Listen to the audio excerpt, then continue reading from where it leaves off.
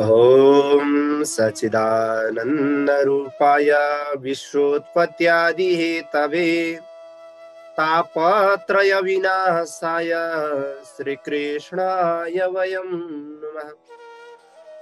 गुरुर्ब्रह्मा गुरुर्विष्णु गुरुर्देव महेश्वरः गुरुर्साक्षात् परः ब्रह्म तस्मै श्री गुरवे नमः।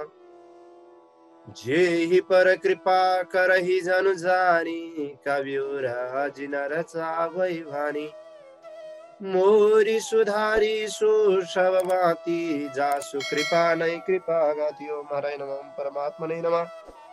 कृष्ण चंद्र भगवान की जय हो, राधा रमण भगवान की जय हो, भागवत भगवान की जय हो।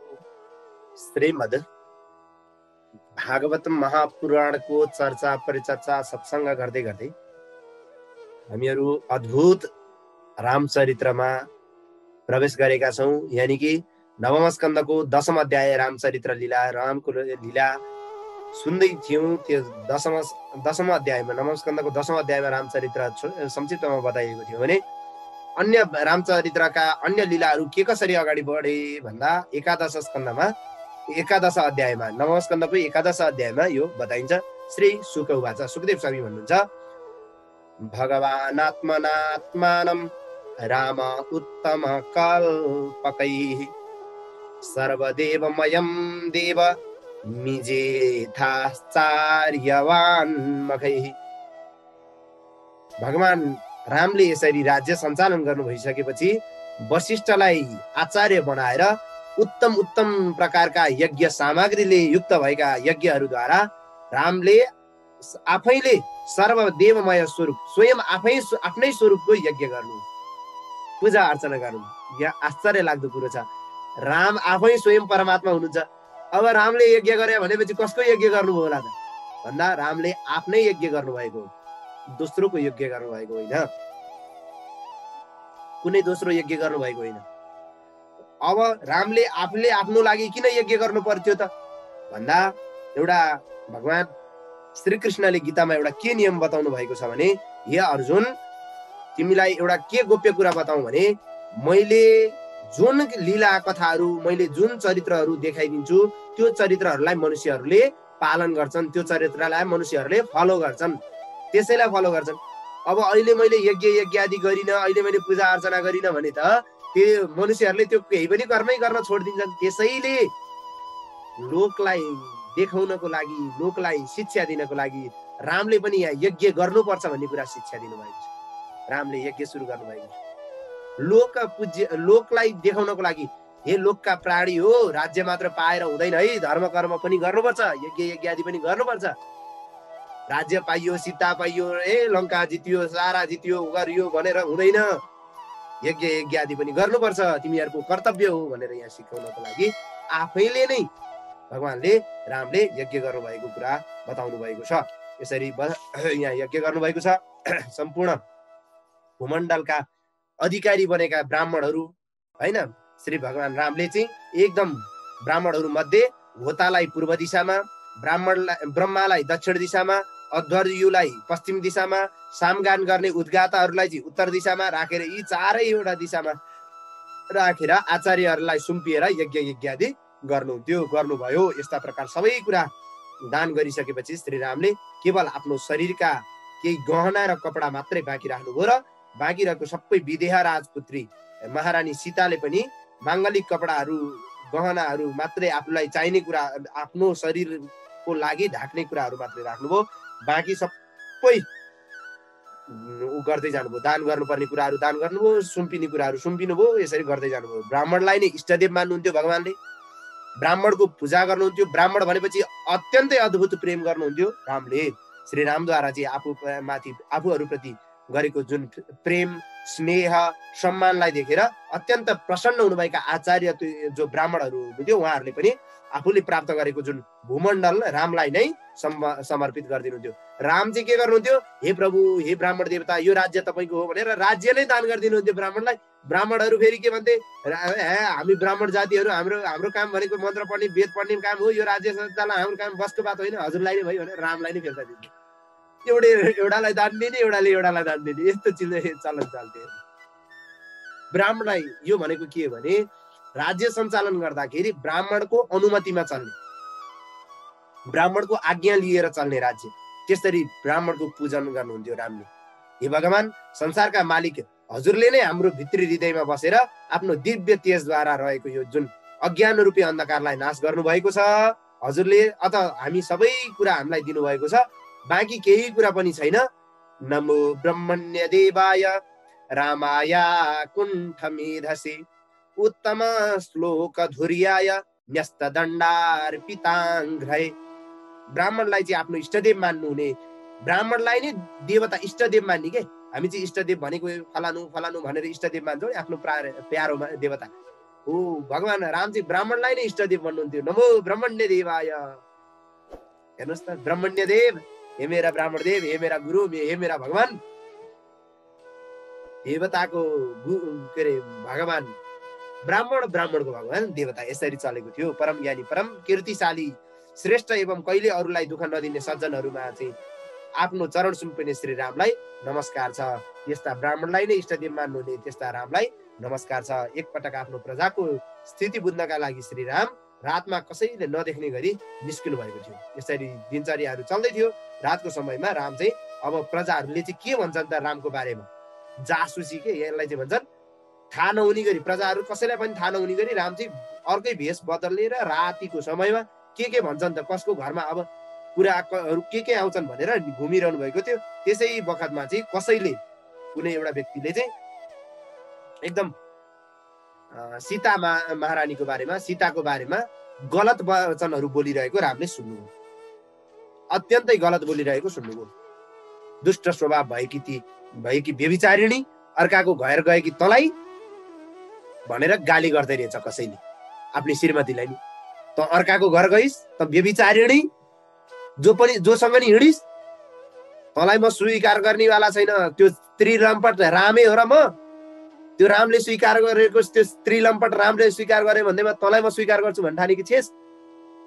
त्यसले जस्तो सीतालाई म त स्वीकार गर्छ जस्तो म तँलाई स्वीकार गर्ने कुनै हालतमा स्वीकार गर्दिनँ भन्दै आफ्नी श्रीमतीलाई गाली गर्दै रहेछ। यो कुरा रामले सुन्नुभयो।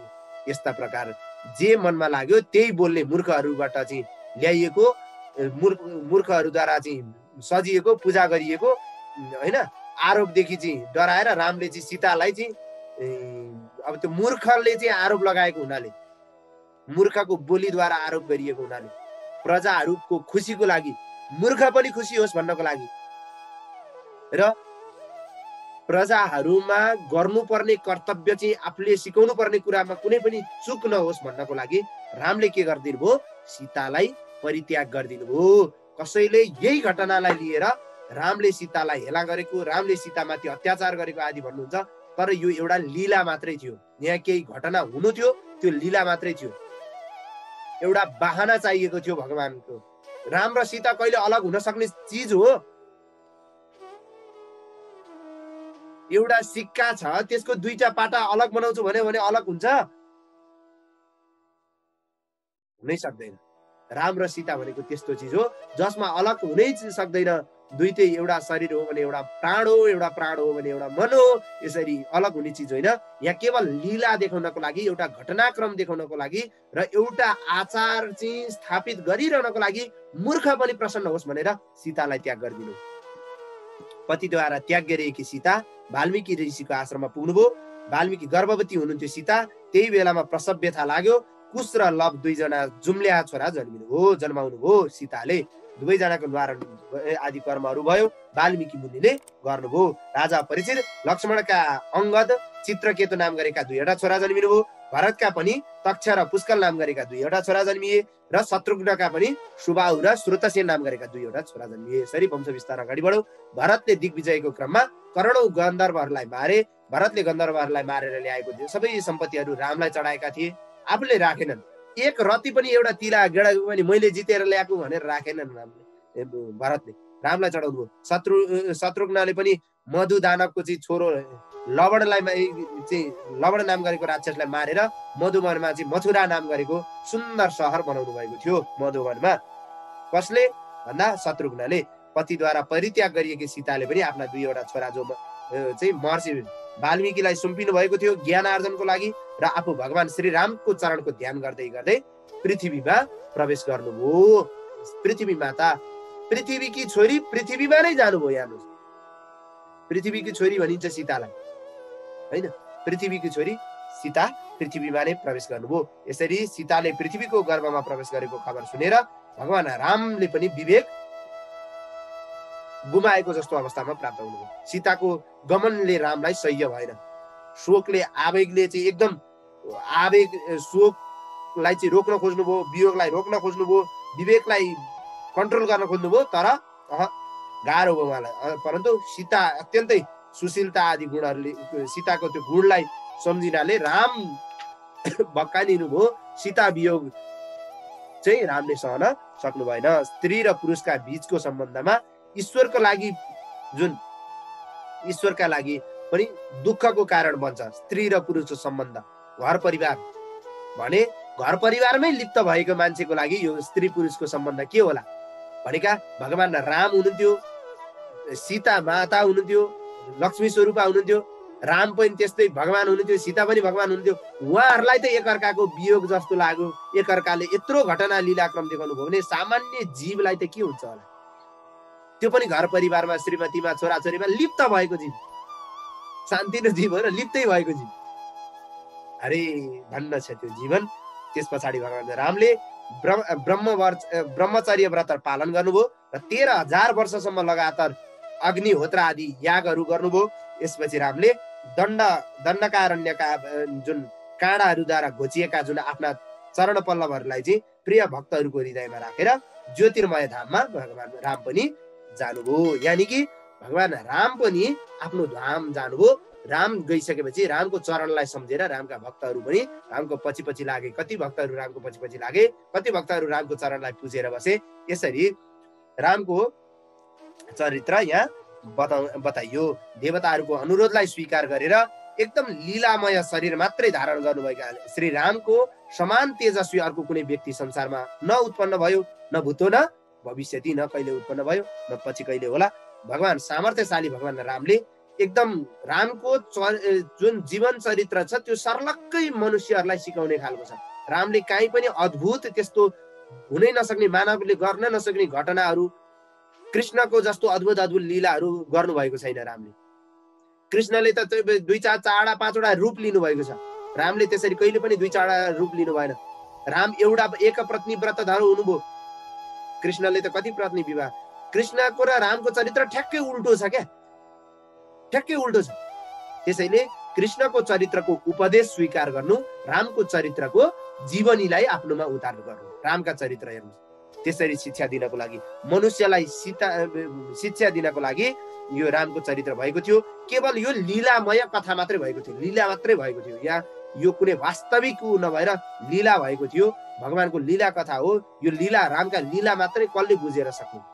रामको चरित्र बताएर कति सक्नु, बुझेर कहिले सक्नु, सुनेर कहिले सक्नु? रामायणको संख्या असंख्य छ भने रामका चरित्रहरू कति होलान्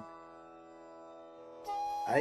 यसरी चाहिँ रामको चरित्र यो लीला मात्रै बताइएको। सम्पूर्ण पापीहरूको पापलाई नाश गरिदिने रामचन्द्रको चाहिँ चारै दिशामा फैलिएको जुन कीर्ति आजसम्म पनि चलिरहेको छ। हेर्नुहोस्, रामको कुन जमानाको? त्रेतायुगका राम, सत्य पछाडि आउने लगत्तै त्रेतायुगका राम। त्यो बेलाको देखि द्वापरमा कृष्ण आउँदा पनि रामको चरित्र घटेन, अहिले कलियुग आउँदा पनि रामको चरित्र घटेको छैन। रामको चरित्र लीला अहिले पनि गायन गरिन्छ, अहिले पनि त्यति नै कीर्ति फैलिरहेको छ।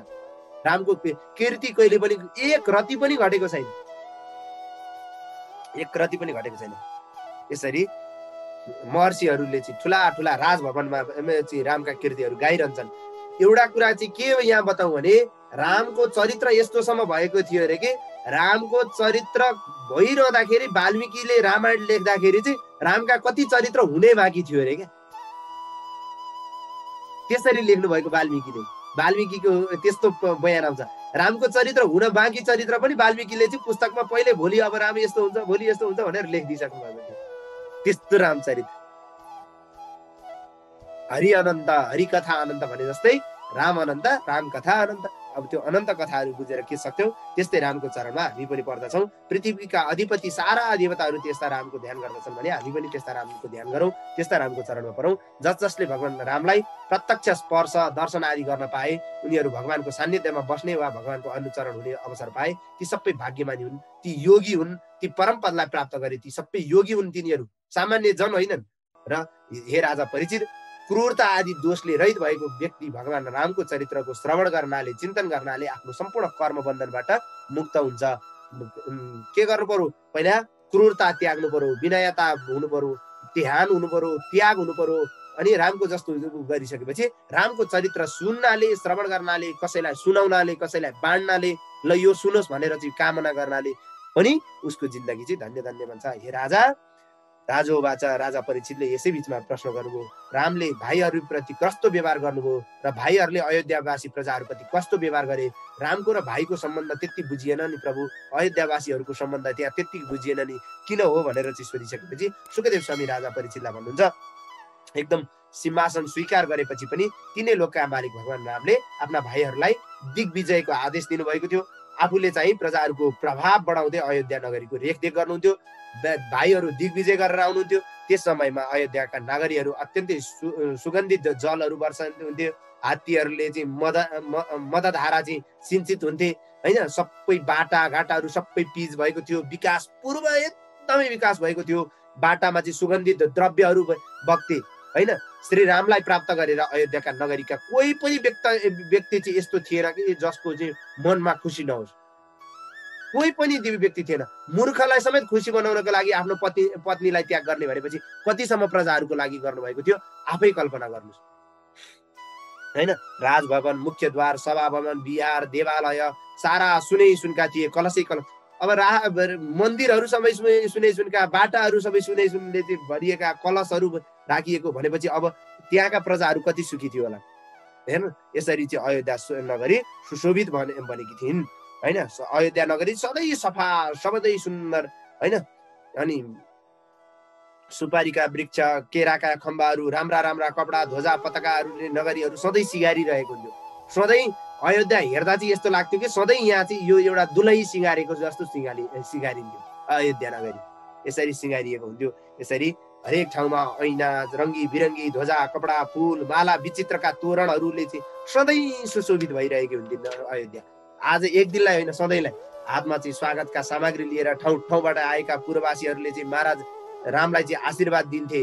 रामलाई पहिला बराह अवतारमा हजुरले नै उद्धार गरेको कुराहरू कतिले सुनाउँथे, कतिले के गर्थे, कतिले प्रार्थना गर्थे। धेरै समय पछाडि राम आउनु भएको छ भन्ने सुन्थे। अयोध्यावासीहरू सारा खुसी भएका थिए। सधैँ रामको दर्शन गर्न भए पनि ढोकामा निस्केर रामलाई हेर्न कुन बेला यो बाटो आउनुहुन्छ भनेर कुरेर बस्थे। घर बार छोडी दौडिन्थे होइन। टाढाबाट आएका उनीहरूले चाहिँ हेर्नको लागि अग्ला अग्ला महलहरू हेर्नुहोस्, रामकै पालामा चाहिँ अग्ला अग्ला के अरे गगनचुम्बी चाहिँ भवनहरू बनेका रहेछन् होइन। एकदम ती के भन्छ, भगवानले हेर्दा हेर्दै पुष्पवृष्टिहरू गर्न थाल्थे। पुष्पवृष्टिहरू हुन्थे प्रजाहरूलाई चाहिँ। राम पनि प्रजाहरूलाई हेर्दै खुसी हुँदै, प्रजाहरू खुसी छन् कि छैनन्, प्रजाहरूको घरमा के को खाँचो छ, प्रजाहरूलाई के कुराको कमी छ, सारा कुराहरू बाँड्नुहुन्थ्यो। आफ्नो खजाना पनि भरिएको थियो। प्रजाहरू पनि कर दिन्थे। राम पनि सारा प्रजाहरूलाई त्यति नै सुविधा दिनुहुन्थ्यो। कसैको घरमा चुलो नबलेको दिन हुँदैन थियो। कोही भोकै बस्नु पर्दैन थियो। कसैलाई खानको दुःख हुँदैन थियो। कसैलाई लाउनको दुःख हुँदैन थियो। त्यस्तो थियो। आफ्नो घर पनि सबै प्रजाहरूको घर चाहिँ यस्तो बनाइएको थियो कि रामको सुन्दर राजमहल जस्ता रामका प्रजाहरूको भवन थियो।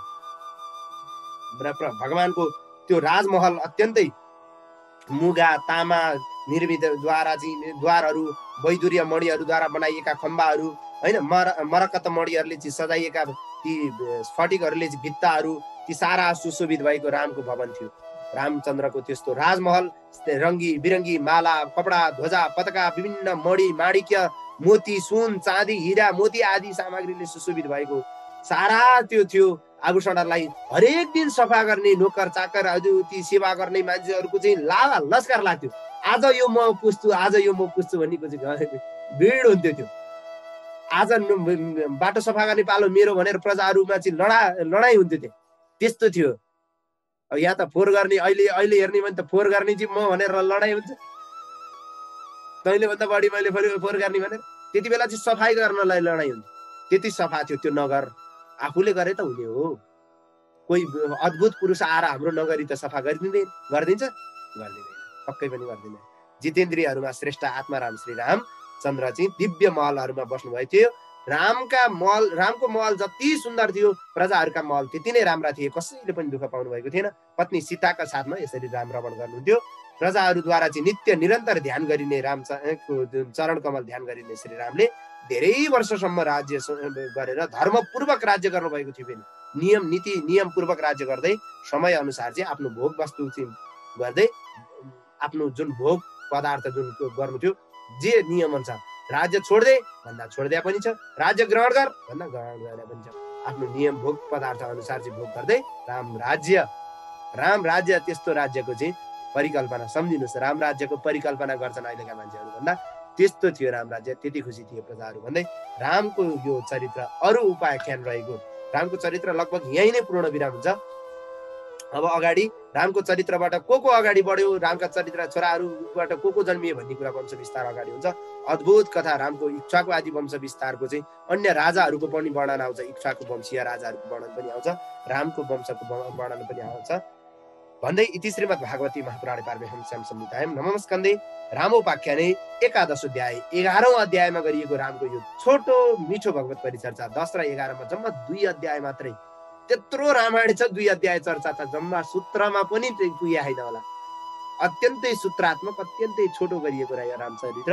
रामचरित्रले तपाईको जिन्दगी पनि धन्य बनोस्।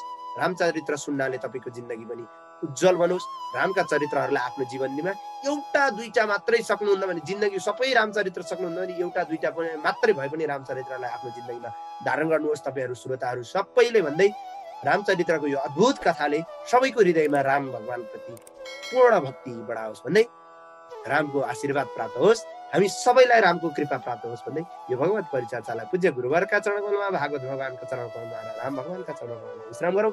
ओम अस्तु परिपूर्णम श्री कृष्णार्पणमस्तु। यस्तै भिडियोहरूको लागि हाम्रो च्यानललाई सब्स्क्राइब गर्नुहोस् र फर्स्टमा भिडियो हेर्नको लागि बेल आइकनलाई अन गर्नुहोस्।